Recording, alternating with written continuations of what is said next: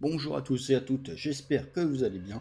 Aujourd'hui, on se retrouve pour parler du chapitre 797 de Kingdom. J'ai pas eu le temps de faire la review du 796, tout simplement parce qu'au moment où je voulais la faire, le 797 était déjà sorti en version japonaise, donc je me suis dit je vais attendre le 797 pour reparler un petit peu des événements du 796. De toute manière, le 796, il n'y avait pas énormément d'informations, hein. Le chapitre était complètement concentré, sur le retour de Iki qui venait d'être sauvé par Kitare. Et ce chapitre 797 part exactement, dans la même direction. On a donc Eki et Kitari qui se retrouvent, et on a Kitari qui se rend un petit peu compte de la situation, en voyant les corps desséchés, momifiés, quasiment, des soldats de Kin, tout simplement, qui vraiment sont dans un état déplorable. Et on va clairement revenir sur cela plusieurs fois dans ce chapitre, justement, que les soldats de Kin sont dans un état vraiment déplorable, et c'est presque étonnant qu'ils puissent encore tenir debout. On a donc Kitari qui va leur demander donc de monter à cheval, tout simplement, parce que ils sont tellement légers et fins à l'heure actuelle, justement, qu'ils peuvent tenir déjà peut-être 2 ou 3 sur chaque cheval, en plus du soldat qui est déjà dessus. Donc clairement, ça montre l'état dans lequel ils sont. Et justement, Kitari qui va aider Eki à se lever, à monter sur le cheval, justement, va se rendre compte à quel point il est léger actuellement. Et ça, vraiment, ouais, ça fait très mal de voir un Eki autant affaibli. Bon, on se doute que après quelques temps, il va s'en remettre, mais clairement, ça fait mal. On a donc les soldats des montagnes et de Kin, qui vont commencer à courser vers la porte, pour s'enfuir tout simplement. Parce que les soldats de Zhao ont déjà repris le contrôle de la porte, ils vont la fermer d'un instant à l'autre. On démarre donc une course contre la montre, dans ces fameuses portes pour les passer, et ils vont réussir, mais à pratiquement que dalle, Vraiment, c'est passé à presque rien. Un peu plus, il y en a qui finissaient littéralement sous la porte. Donc voilà. On a de leur côté les soldats des montagnes qui étaient sur le mur, qui recommencent à descendre, tout simplement. Parce que voilà, ils ont délivré les hommes de Kin, donc maintenant ils n'ont plus grand chose à faire sur cette porte.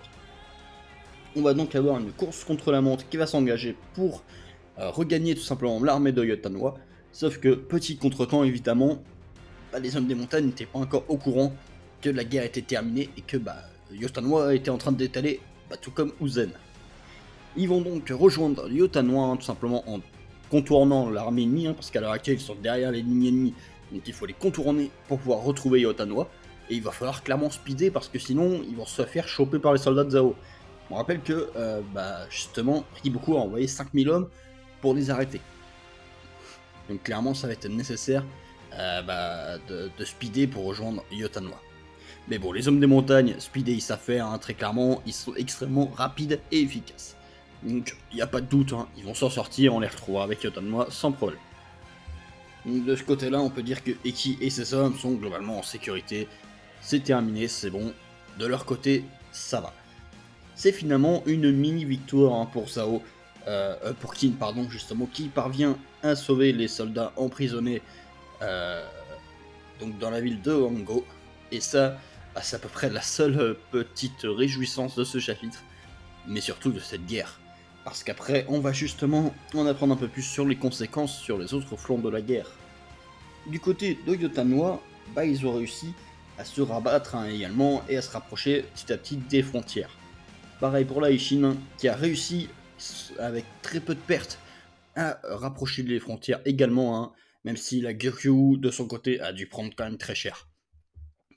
Mais ça, je pense que le fait que la Gyokyu est puis très cher, ça va être lié à quelque chose qu'on apprendra plus tard dans le chapitre.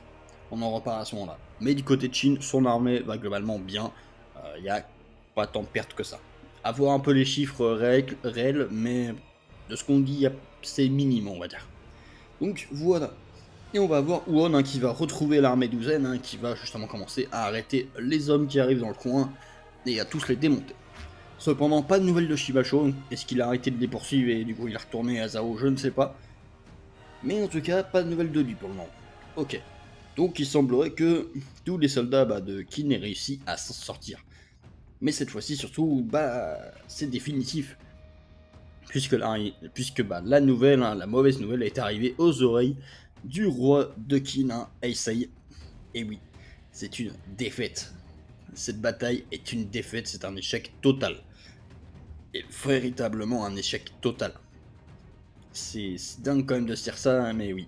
Je pense que clairement ils avaient envoyé Uzen en se disant que c'est Uzen, il ne peut pas perdre. Mais encore une fois, on nous montre comme avec Kanki que la défaite peut arriver à n'importe qui dans Kingdom. Alors Uzen n'est pas mort, donc il peut toujours revenir prendre sa revanche, mais il a perdu. Et ça c'est un fait maintenant. Il a perdu. La phrase d'invincibilité qu'on connaissait avec Uzen n'existe plus. C'est terminé. Maintenant, Usain peut perdre à n'importe quel moment, et il serait pas impossible qu'il reperde à nouveau dans la suite du manga, et que peut-être cette fois-ci, bah, il perde même la vie. C'est absolument pas impossible. Mais bon, on va pas trop spéculer trop loin non plus, hein, donc voilà. Mais bien sûr, pour Kin, hein, ça fait très mal parce que bah, cette défaite, ça symbolise quand même un peu aussi un gros frein du côté de Zhao, en tout cas pour l'unification. Alors bien sûr, ils peuvent tenter d'autres pays, mais pour Zhao, là, c'est un très gros frein. C'est-à-dire que pour pouvoir passer Shibasho, etc., ça va être très compliqué. Maintenant, en ce qui concerne les raisons de la défaite, eh bien, elles ont été un petit peu expliquées par Won.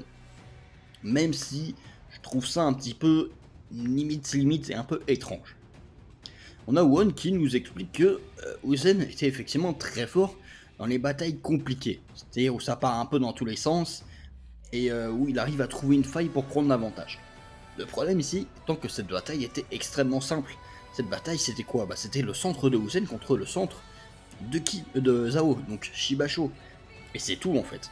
Riboku avait dès lors scellé les armées qui pouvaient être dangereuses et qui pouvaient faire virer cette bataille un petit peu à une bataille compliquée justement pour avantager Uzen. Mais là, c'était vraiment une bataille extrêmement simple, la plus simple possible. Le centre contre le centre. Et à partir de là, bah, Uzen ne pouvait pas créer de plan, surtout que tout s'est déroulé en même pas une demi-journée, on le rappelle. Là, ils ont passé une demi-journée à cavaler, mais la guerre en elle-même a passé, il s'est passé seulement une demi-journée. En une demi-journée, à te faire ravager tes lignes petit à petit, forcément, même si t'es un génie de la guerre, tu peux pas créer un plan du turfu pour pouvoir passer Shibasho. C'est évident. Genre, le truc étant que pour passer Shibasho, il aurait fallu potentiellement que Uzen arrive à ramener Shin. Et là, peut-être qu'il aurait pu tenter quelque chose. Mais en une demi-journée, ramener Shin sans que la Aishin s'effondre totalement, c'était quasiment impensable. Donc voilà. Et évidemment, là, Uzen n'avait tout simplement plus les cartes pour gagner. C'était une bataille trop simple et il n'avait pas les cartes pour gérer. Maintenant, comment est-ce qu'il faisait justement avant? C'est-à-dire avant d'avoir toutes ces cartes et juste quand il y allait avec sa propre armée, quand il était sous les ordres de Mubu. Parce que Mubu en général ça partait toujours sur des guerres très simples, vraiment stratégie basique. Donc comment est-ce que Uzen arrivait à avoir toutes ces victoires? Eh bien je pense d'abord que c'est bien sûr lié au fait que Uzen n'affrontait pas des monstres de puissance comme Shibasho. Donc potentiellement que des gars comme Aku pouvaient démonter le général ennemi qui était un peu dérangeant, tout simplement. Ici, Shibasho était tout simplement une force martiale trop grande pour l'armée d'Uzen, tout simplement. Ça va vraiment pas plus loin, je pense. C'est-à-dire qu'ici, Uzen n'avait pas la force martiale au niveau de son armée pour démonter Shibasho, tout simplement. On retourne donc du côté des forces de Qin, hein, tout simplement, où la nuit est tombée et se sont un petit peu installés hein, au bord des frontières, hein, tout simplement. Donc voilà. On va retrouver Suho, hein, qui est le seul général de Uzen qui a survécu. Hein. C'est quand même dingue de se dire ça, sachant que Uzen n'a plus d'armée non plus. Il lui reste 3-4 pèlerins qui sont par-ci par-là. Sinon, le reste, c'est de la Gyoku, hein, tout simplement, enfin, qui reste. Et ouais, bon, allez, sort de 100 généraux, quoi, bien sûr. Sort de 100 soldats, bien sûr, par-ci par-là. Donc, clairement, sort de 100 soldats, c'est pas suffisant pour faire une armée, hein, très clairement. Va falloir reformer une armée clairement pour Uzen parce que là il a plus rien. Et ça, ça pique. Ça pique extrêmement fort. Et on a évidemment une rencontre entre Suho, Suho et Uon qui va être très très intéressante pour la suite. Non pas forcément du chapitre, mais pour la suite du manga. Puisqu'on va voir Uon qui demande pourquoi est-ce que son nouveau général numéro 1 n'est pas aux côtés de, justement, du grand général Uzen, tout simplement. Et on a Suho qui, tout simplement, dit que ça vaut pas trop le coup hein, avec Uzen. Bon, il s'en fiche un peu, on va dire. C'est-à-dire que voilà, les émotions des gens, c'est pas trop son problème. Et ça montre quand même que Suo ne connaît pas, enfin Suo, bon j'ai du mal à dire son nom lui, ça montre quand même, du coup je disais ça montre quand même que Suo ne connaît pas réellement le général Uzen. On sait pas trop à quel moment il est arrivé réellement en termes de chronologie, mais ça doit pas remonter extrêmement loin non plus finalement. Parce qu'il a pas l'air de le connaître particulièrement beaucoup. Et par la suite du chapitre, on va même se rendre compte qu'il y tient peut-être pas autant qu'à un coup bien sûr. Et ça justement c'est quand même assez intéressant ici par rapport à Suo. On a donc Uon hein, qui va dire que bon de toute façon même moi si j'y allais bon ça changera rien, il se fiche un peu de mon avis hein, donc voilà. Et encore une fois je pense que Uon se trompe. Hein. Si Uzen voyait actuellement Uon, je pense que ça serait extrêmement intéressant comme discussion, ce qui pourrait être abordé. Parce que là on a un Uzen qui potentiellement est déjà en train de changer et son masque est déjà un peu tombé, simplement. Donc je pense que Uon pourrait commencer à voir des choses qu'il n'a jamais vues avant, tout simplement. Puis dans la suite, on va voir Suo qui va dire hein, que c'est pas grave, hein, de toute façon il s'en remettra de cette défaite, et il reviendra la prochaine fois. Et là on a Uon qui met une douche froide en disant ouais mais s'il y a une prochaine fois, parce que là il n'y a plus d'armée, il n'y a plus de généraux, plus rien. Et il reste un général, bon voilà, il n'y a plus rien en fait. L'armée douzaine n'existe plus, il n'y a plus d'armée. Il reste vraiment quelques soldats par-ci par-là, enfin quand je dis quelques oui c'est peut-être 100, un truc comme ça. C'est pas suffisant pour faire une armée de 80 000 hommes, hein, clairement. Donc ici, bah, très clairement, l'armée d'Usen, elle est finito. Il n'y a plus rien. Donc il va falloir qu'il refasse une armée. Et refaire une armée, ça peut lui demander plusieurs années, voire peut-être même une dizaine d'années, qui sait. C'est extrêmement long parce qu'il faut les former à ses stratégies. Enfin voilà, il y a une armée forcément est liée à son général. Il doit savoir exécuter les stratégies de son général ou de son camp de commandement, par exemple pour la Eishin, où c'est plus Tenp qui va donner les ordres en général. Mais voilà, c'est-à-dire il faut que l'armée soit habituée aux ordres du commandant de l'armée, tout simplement. Donc voilà, ici ça va être compliqué.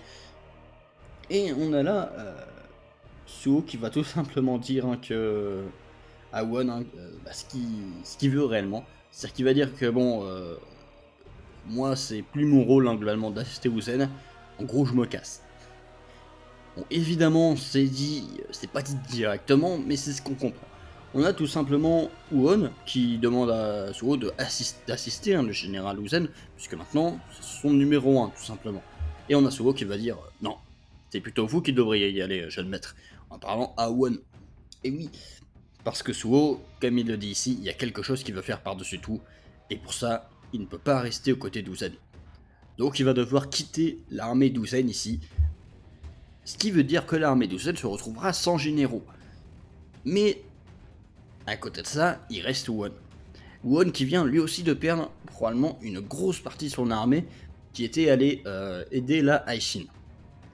Donc c'est-à-dire qu'avec les restes des deux armées, il y aurait moyen de faire une petite armée peut-être provisoire, on va dire. Et je pense que c'est là justement ce chapitre voulait en venir. C'est-à-dire qu'on a l'armée d'Usen qui a été annihilée, et Goku qui a dû prendre quand même sacrément cher hein, à se balader partout sur tous les fronts et à se faire casser la tronche partout.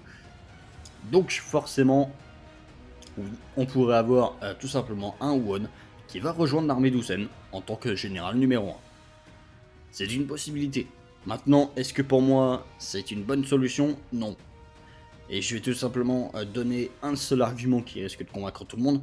Si Uon rejoint l'armée de Uzen en tant que second, il ne pourra pas devenir grand général. Tout simplement. Et on sait que le fameux Monster Trio, c'est-à-dire Uon, Muten et Shin, tous les trois sont probablement amenés à devenir des grands généraux. Alors je veux pas de spoiler historique, me dites pas ce qui se passe, hein, s'il vous plaît, merci.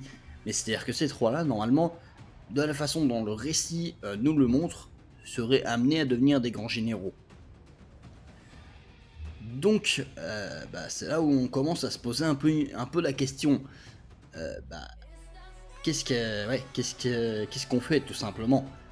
Est-ce que Uon abandonne tout simplement son rêve de devenir grand général et se met au service de son père tout simplement? Ou est-ce que tout simplement il reste quand même une armée on va dire liée à celle d'Uzen mais tout en restant indépendante?